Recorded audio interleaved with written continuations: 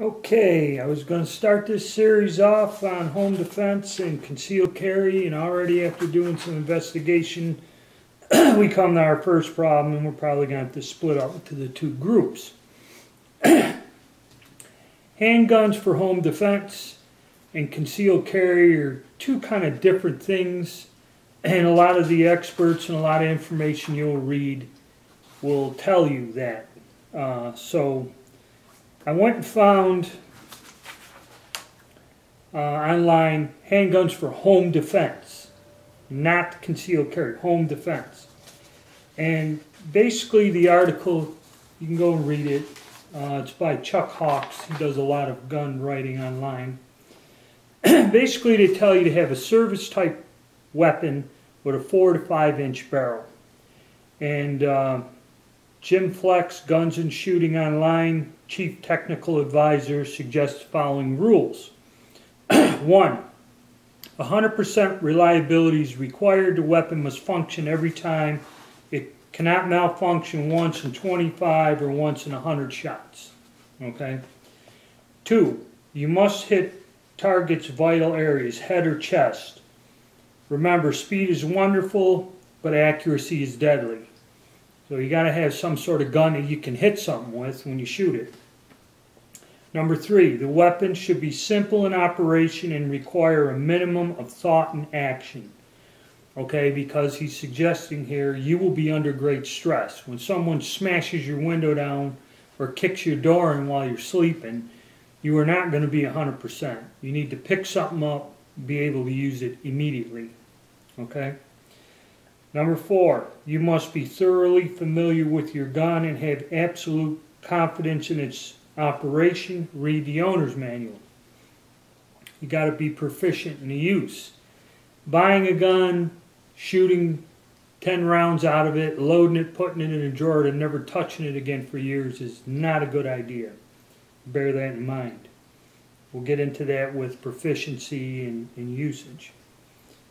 Number 5, the gun should be able to sit idle for years without use or cleaning, yet still function at a moment's notice.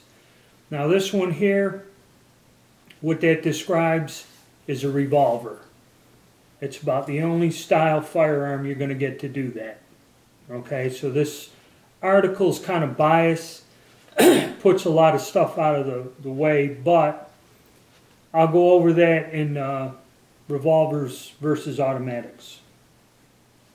The gun should have a barrel length of at least 4 inches and no longer than 6.5 to balance retention, sight radius, and ballistic efficiency. That's basically a general purpose gun that I can shoot out 25-50 yards. 7. The cartridge selected for home defense must be a sufficient caliber and stopping power, factory loaded, affordable, and available. I will go over that in ammunition. Okay, but that is an important factor. I was going to make a video on that. 8. Use a cartridge with sufficient power to get the job done, but no more. You will probably be shooting indoors in the dark. Minimize muzzle flash, recoil, noise as much as possible. In other words, when someone breaks into your house and they're 10 feet away, you don't want to yank out a .44 Magnum and shoot through him, your house, and into the neighbor's house. Okay?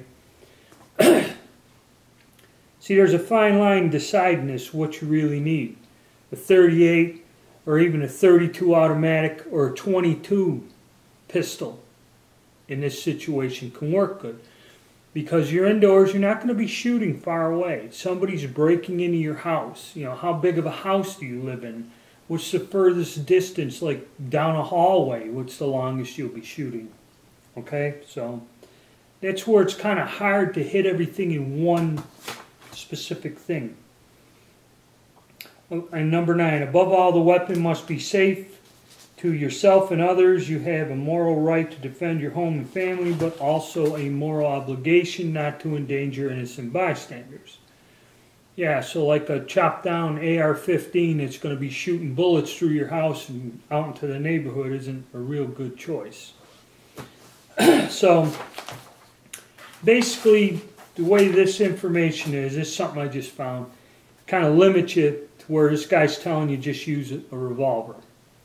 But I have some examples of handguns here we'll look at. I'll show you what the difference and what they mean by service size. I got two pistols that are kind of mid-size, and then concealed carry guns. And we'll look at the guns to get an idea of the size and also the magazine capacity. Okay, these are considered service size handguns. They all have about a 5-inch barrel. The 1911, which is recognizable to everyone, and the Walther P38 are considered service guns. These both have a magazine capacity. They're older designs, single stack, about 7-8 rounds on those. 45 9mm. That there is a Smith & Wesson standard revolver, 6 shots, 4-inch barrel, 38 special. Up there is one of the more modern pistols. This is a double stack service size gun. Has 17 rounds in the magazine. And same with that one there. They're kind of on the larger side. Now I go into what we call a mid-size automatic. The difference between these is the barrel's down to around 4 inches or so, and they're slightly smaller. I'll get one here. We'll compare these two. As you see, the grip size is different. This only has 12 rounds in a double stack magazine of 9mm. And the overall profile is just a little bit different. Okay, much like this 40 mil. You know, a little shorter, a little smaller. It's kind of a mid-sized gun, which is popular because that there could cover. They're not real easy to conceal, but they are a little bit shorter and smaller than a service or full-size pistol, shall we say, without getting into a huge target pistol or hunting pistol. Now we'll go into the concealed carry class. Okay, as you see, there's Smith & Wesson 38 special snub nose with a 2-inch barrel, and that only has 5 rounds in it. So the frame and everything is considerably smaller than the service size gun, as you can see side by side. Okay, smaller gun. Then we have our little 380 pocket automatic Taurus, 6 shots, 380. And then we go to the Taurus Slim, which is a 9mm, 7-shot. Now, as you notice, there's a bit of a size difference between the two. You're getting a much more powerful cartridge. Still kind of a concealed carry gun, but this is even easier to conceal. Much smaller print and such. Easier to put in a pocket or something. Now, if you were comfortable with the Slim, but wanted a larger capacity, here's the Taurus Millennium. The difference is, when we do a side-by-side, you'll see this gun's a little bit more bulkier, but instead of 7 rounds, it has a double stack with 12 rounds of 9mm ammo. Again, something to consider. And then we have just in here a surplus gun. This is a Polish P64. It's kind of a knockoff of the old Walther World War II PPK. And as you see, it's got about the same size as a Taurus Slim. This gun has some things against it. The sights, the old design. It only holds, I think, 7 rounds, and that's 9mm Makarov, which that cartridge falls in between the 380 and the 9mm. You know, you may find one of these and get a deal on it, and that's kind of suitable for concealed carry. But that's your difference in your size, okay?